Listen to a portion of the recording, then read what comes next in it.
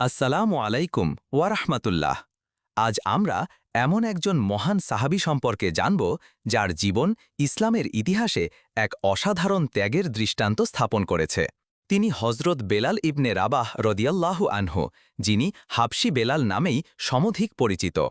তার জীবন কেবল একজন মানুষের দাসত্ব থেকে মুক্তি পাওয়ার গল্প নয়, বরং এটি ঈমানের শক্তি, ধৈর্য এবং আল্লাহর প্রতি অবিচল ভালোবাসার এক জীবন্ত উপাখ্যান।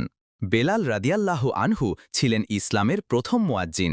তার সুমধুর কণ্ঠে আজানের ধ্বনি মক্কার অলিগলি এবং মদিনার আকাশে বাতাসে ছড়িয়ে পড়েছিল, যা আজও প্রতিধ্বনি হয় মুসলিমদের হৃদয়ে। কিন্তু এই মহান ব্যক্তিত্বের জীবন শুরু হয়েছিল চরম প্রতিকূলতার মধ্য দিয়ে। বেলাল রাদিয়াল্লাহু আনহু ছিলেন মক্কার উমাইয়া ইবনে খালাফ নামক এক নিষ্ঠুর কুরাইশ সর্দারের দাস। ইসলাম গ্রহণের পর তার উপর নেমে আসে অকথ্য নির্যাতন। উমাইয়া চাইত যে কোনো মূল্যে তাকে ইসলাম ত্যাগ করাতে। মরুভূমির তপ্ত বালুর ওপর শুইয়ে তার বুকের ওপর বিশাল পাথর চাপা দেওয়া হতো। দিনের পর দিন এই পাশবিক নির্যাতন চলতে থাকত, কিন্তু বেলাল রাদিয়াল্লাহু আনহুয়ের মুখ থেকে শুধু একটি শব্দই উচ্চারিত হতো, আহাদ আহাদ, অর্থাৎ এক আল্লাহ, এক আল্লাহ। এই অটল ঈমানই ছিল তার শক্তির উৎস। শত অত্যাচারেও তিনি তার বিশ্বাস থেকে এক চুলও নড়েননি। তার এই দৃঢ়তা মক্কার কাফিরদের অবাক করে দিত। তারা বুঝতে পারছিল না একজন দাস কি করে এমন অদম্য সাহস দেখাতে পারে। হজরত আবু বকর সিদ্দিক রদিয়াল্লাহু আনহু যখন হজরত বেলালের এই অবিচল ঈমানের কথা শুনলেন, তখন তিনি তার হৃদয়ে এক গভীর সহানুভূতি অনুভব করলেন।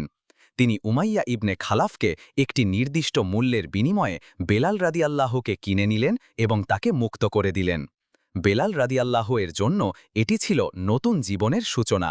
মুক্তির পর বেলাল রাদিয়াল্লাহু আনহু নিজেকে সম্পূর্ণরূপে ইসলামের সেবায় নিয়োজিত করলেন। তিনি রাসূলুল্লাহ সাল্লাল্লাহু আলাইহি ওয়াসাল্লামের সাথে প্রতিটি যুদ্ধে অংশগ্রহণ করেন এবং তার বিশ্বস্ত অনুসারী হিসাবে পাশে থাকেন। মদিনায় হিজরতের পর যখন সালাতের জন্য মানুষকে একত্রিত করার প্রয়োজন দেখা দিল, তখন রাসূলুল্লাহ সাল্লাল্লাহু আলাইহি ওয়াসাল্লাম বেলাল রাদিয়াল্লাহু এর সুমধুর কণ্ঠস্বর এবং তার দৃঢ় ঈমানের কারণে তাকেই প্রথম মুয়াজ্জিন হিসাবে নির্বাচিত করেন। তার আজান ধ্বনিত হওয়ার সাথে সাথে মুসলিমরা সালাতের জন্য সমবেত হতো। বর্ণনাকারী হজরত বেলাল রাদিয়াল্লাহু আনহু এর জীবন আমাদের অনেক গুরুত্বপূর্ণ শিক্ষা দেয়। প্রথমত, ঈমানের দৃঢ়তা। শত প্রতিকূলতার মধ্যেও আল্লাহর প্রতি তার অবিচল বিশ্বাস আমাদের অনুপ্রাণিত করে। দ্বিতীয়ত, ধৈর্যের শিক্ষা। অকথ্য নির্যাতন সহ্য করেও তিনি ধৈর্যচ্যুত হননি। তৃতীয়ত, বর্ণবৈষম্যহীনতা। তিনি একজন হাবশি দাস হওয়া সত্ত্বেও ইসলামের উদারতায় তিনি প্রথম মুয়াজ্জিনের মতো এক উচ্চ মর্যাদা লাভ করেন। ইসলামে কোনো বর্ণ, গোত্র বা শ্রেণীর ভেদাভেদ নেই, বরং তাকওয়া বা আল্লাহ ভীতি শ্রেষ্ঠত্বের মাপকাঠি। হজরত বেলাল রাদিয়াল্লাহু আনহু আজানের ধ্বনির মাধ্যমে কোটি কোটি মানুষের হৃদয়ে ঈমানের বীজ বপন করেছেন। তার নাম ইসলামের ইতিহাসে স্বর্ণাক্ষরে লেখা থাকবে চিরকাল। তার ত্যাগের এবং ঈমানের গল্প আমাদের জন্য এক চিরন্তন অনুপ্রেরণা। আজ এ পর্যন্তই। সামনে হয়তো আবার দেখা হবে অন্য কোনো নতুন ভিডিওতে। ততদিন ভালো থাকবেন।